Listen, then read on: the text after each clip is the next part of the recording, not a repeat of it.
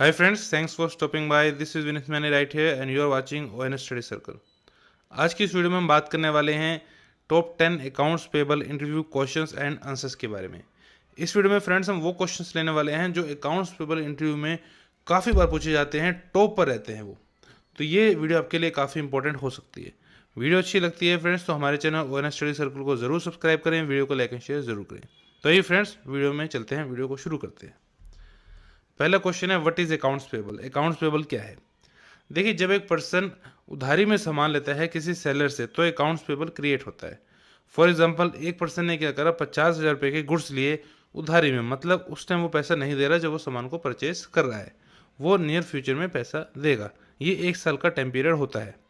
तो इसे हम कहते हैं अकाउंट्स पेबल, कि उसने उस टाइम पैसा नहीं दिया लेकिन नियर फ्यूचर में वो देगा, उधारी में उसने सामान लिया, तो ये हमारा अकाउंट्स पेबल होता है। ये करंट लायबिलिटी होती है फ्रेंड्स। बात करते हैं अगले क्वेश्चन की, what is invoice and purchase order. देखिए, जब एक पर्सन सामान लेता है सेलर से तो सेलर एक पेपर पे कुछ चीज़ें मेंशन करता है, उसका रेट मेंशन करता है और टोटल अमाउंट जो पे करना है बायर को वो मेंशन करता है। इसे ही हम इनवॉइस कहते हैं, कि सेलर देता है कि आपने ये पे करना है, तो ये एक इनवॉइस के नाम से जाना जाता है। परचेज ऑर्डर क्या है? अब देखिए, जो बायर है वो एक लिस्ट बनाता है कि उसे क्या क्या सामान चाहिए। जैसे हम देखते हैं कि पर्ची बनाई जाती है कि घरों में ये सामान की लिस्ट है, ये हमें चाहिए। तो ऐसा ही बायर भी एक ऑर्डर हम कह सकते हैं कि बनाता है, उसे हम कहते हैं परचेज ऑर्डर। वो लिखता है कि उसे ये चीज़ें चाहिए, परचेज ऑर्डर होता है। फिर वो सेलर को भेजता है कि मुझे ये चीज़ें चाहिए, आप बताइए ये चीज़ आपके पास हैं, क्या क्या रेट हैं, क्या क्या क्वांटिटी आपके पास अवेलेबल है। फिर सेलर जो बायर से कॉन्टैक्ट करता है और डीलिंग आपस में की जाती है। तो ऐसा जो ऑर्डर होता है उसे हम परचेज ऑर्डर कहते हैं। अगला क्वेश्चन है friends, what is PO invoice and non PO invoice. देखिए, जब परचेज ऑर्डर सेलर को मिला तो वो पीओ इनवॉइस भेजता है, उसमें परचेज ऑर्डर मेंशन होता है। लेकिन जो नॉन पीओ इनवॉइस है उसमें कोई परचेज ऑर्डर नहीं होता। अब बात करते हैं किस केस में पीओ इनवॉइस भेजा जाता है, किस केस में नॉन पीओ इनवॉइस। अब देखिए, मान लीजिए सेलर के पास परचेज ऑर्डर आया ही नहीं, परचेज ऑर्डर भेजा ही नहीं गया, कोई इमरजेंसी थी, उसके लिए गुड्स मंगाए गए, तो कोई परचेज ऑर्डर उसमें था ही नहीं, तो पीओ इनवॉइस नहीं आएगा। बाकी केसेस में जब परचेज ऑर्डर भेजा गया है तो पीओ इनवॉइस आता है।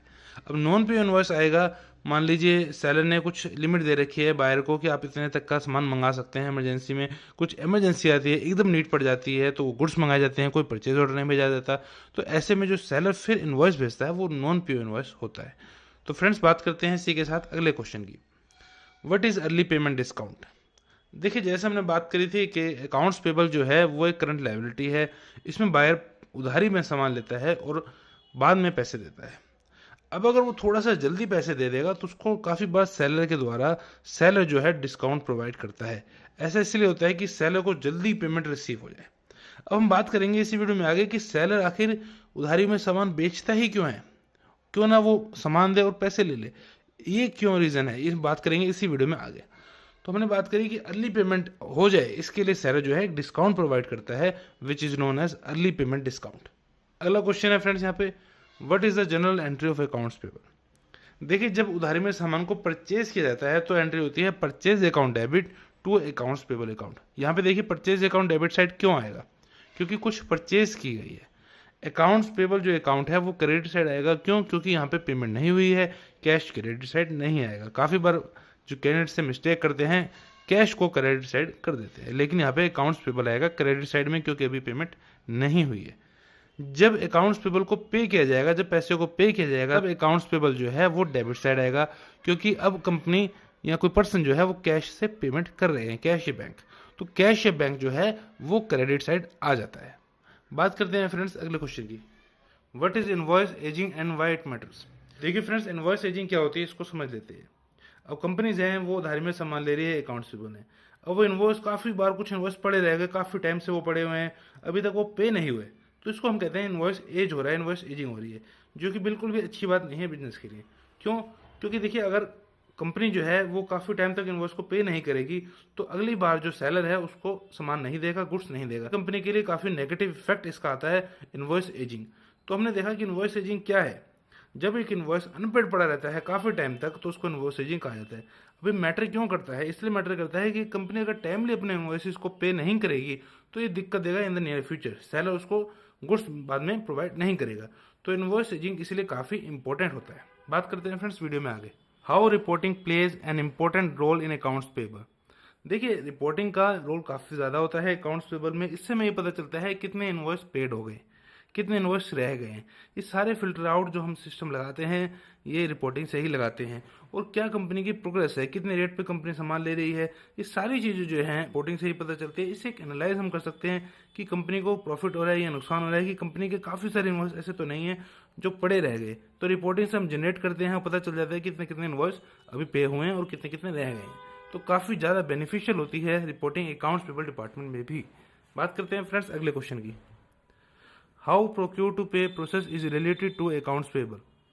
देखिए, प्रोक्योर टू पे प्रोसेस जो है वो एक बड़ा प्रोसेस है, लेकिन ये अकाउंट्स पेबल जो है वो रिलेटेड है प्रोक्योर टू पे से ही। प्रोक्योर टू पे में क्या होता है, परचेज करने से पे तक का पूरा सफर तय किया जाता है। लेकिन अकाउंट्स पेबल में क्या है, जब पेमेंट की बात आती है तो अकाउंट्स पेबल आता है। अकाउंट्स पेबल मतलब बड़ा प्रोसेस जो प्रोक्योर टू पे है, उसी का एक एंड का हिस्सा हम कह सकते हैं। तो इस तरीके से फ्रेंड्स प्रोक्योर टू पे से अकाउंट्स पेबल लिंक्ड होता है।